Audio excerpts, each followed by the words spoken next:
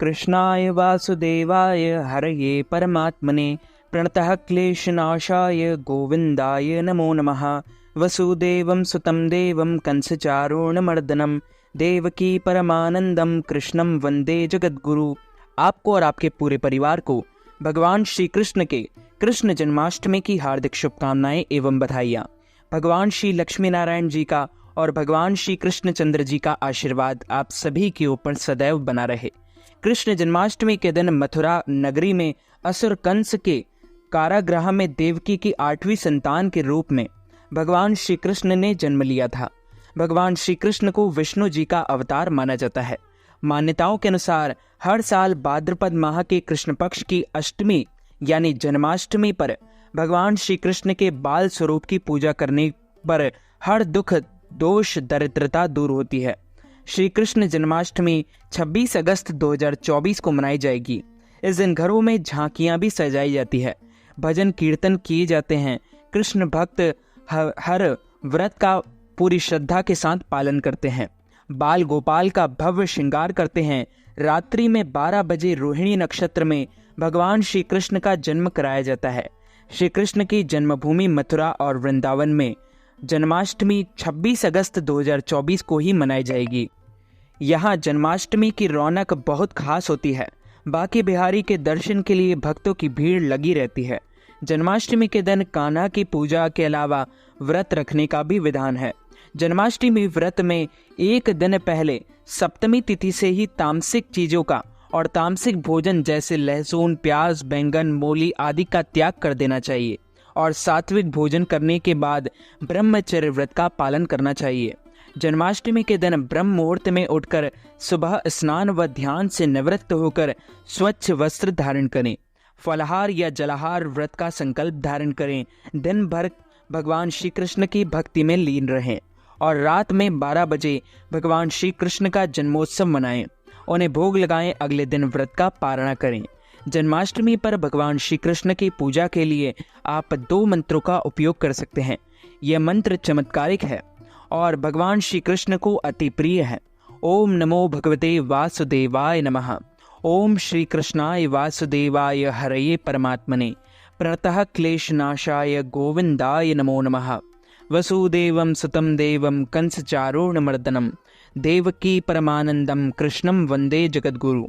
भगवान लड्डू गोपाल को माखन मिश्री का भोग बहुत पसंद है।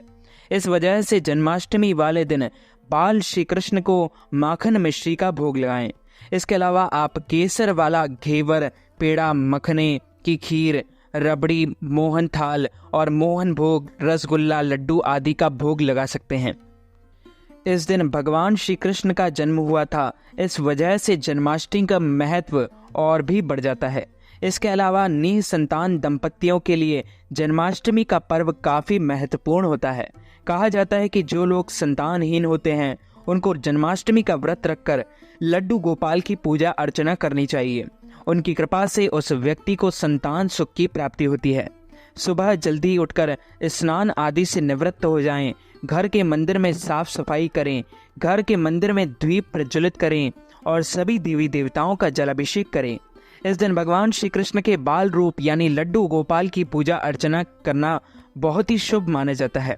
लड्डू गोपाल का जलाभिषेक करें। इस दिन लड्डू गोपाल को झूले में अवश्य बैठाएं, क्योंकि लड्डू गोपाल को झूला बहुत ही प्रिय है। लड्डू गोपाल को झूला झुलाएं। अपनी इच्छा अनुसार लड्डू गोपाल को भोग अवश्य लगाएं। इस बात का ध्यान रखें कि भगवान को सिर्फ सात्विक चीजों का ही भोग लगाया जाता है। लड्डू गोपाल की सेवा पुत्र रूप में करें और इस दिन रात्रि पूजा का महत्व और भी बढ़ जाता है, क्योंकि भगवान श्री कृष्ण का जन्म रात के समय में हुआ था और रात्रि में भगवान श्री कृष्ण की विशेष पूजा अर्चना करनी चाहिए। लड्डू गोपाल को झूला झुलाते हुए उनकी आरती अवश्य करें। इस दिन अधिक से अधिक लड्डू गोपाल का ध्यान करें और भगवान श्री कृष्ण का अधिक से अधिक सेवा करें। भगवान श्री कृष्ण जन्माष्टमी का बहुत ही अधिक महत्व हमारे हिंदू धर्म और सनातन धर्म में मनाया जाता है। इस दिन विधि विधान से भगवान श्री कृष्ण की पूजा अर्चना करने से सभी ग्रह दोष दूर होते हैं और सभी मनोकामनाएं पूरी होती है। इस दिन पूजा अर्चना करने से निसंतान को संतान की प्राप्ति होती है।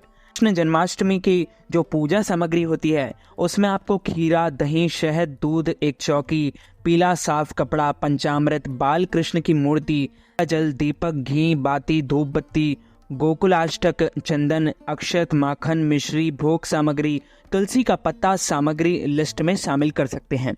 और आज हम आप सभी को भगवान श्री कृष्ण के जन्म की एक प्राचीन कथा सुनाने जा रहे हैं। इस कथा को आप अंत तक जरूर सुनिएगा और अधिक से अधिक लोगों को शेयर भी कीजिएगा। द्वापर युग में भोजवंशी राजा उग्रसेन मथुरा में राज्य करता था। उसके आतताई पुत्र कंस ने उसे गद्दी से उतार दिया और स्वयं मथुरा का राजा बन बैठा। कंस की एक बहन देवकी थी जिसका विवाह वासुदेव नामक यदुवंशी सरदार से हुआ था। एक समय कंस अपनी बहन देवकी को उसकी ससुराल पहुंचाने जा रहा था। रास्ते में आकाशवाणी हुई, हे कंस, जिस देवकी को तू बड़े प्रेम से ले जा रहा है उसे ही तेरा काल बसता है। इसी के गर्भ से उत्पन्न 8वां बालक तेरा वध करेगा। यह सुनकर कंस वासुदेव को मारने के लिए उद्यत हुआ। तब देवकी ने उसे विनय पूर्वक और विधान पूर्वक कहा, मेरे गर्भ से जो संतान होगी उसे मैं तेरे और तुम्हारे सामने ला दूंगी। बहनोई को मारने से क्या लाभ है। कंस ने देवकी की बात मान ली और मथुरा वापस चला गया। उसने वासुदेव को देवकी को कारागृह में डाल दिया और वासुदेव देवकी के एक एक करके 7 बच्चे हुए और 7 को जन्म लेते ही कंस ने मार डाला। अब 8वां बच्चा होने वाला था। कारागार में उन पर कड़े पहरे बैठा दिए गए थे। उसी समय नंद की पत्नी यशोदा को भी बच्चा होने वाला था। उन्होंने वासुदेव देवकी के दुखी जीवन को देख 8वें बच्चे की रक्षा का उपाय रचा। जिस समय वासुदेव देवकी को पुत्र पैदा हुआ उसी समय संयोगवश यशोदा के गर्भ से भी एक कन्या का जन्म हुआ था, जो और कुछ नहीं और कोई नहीं, सिर्फ माया थी। जैसे कोठरी में देवकी वासुदेव कैद थे, उसमें अचानक प्रकाश हुआ और उनके सामने शंख, चक्र, गदा, पद्म धारण किए हुए चतुर्भुज भगवान प्रकट हुए और दोनों भगवान के चरणों में गिर पड़े। तब भगवान श्री कृष्ण ने उनसे कहा, अब मैं पुनः नवजात शिशु का रूप धारण कर लेता हूँ।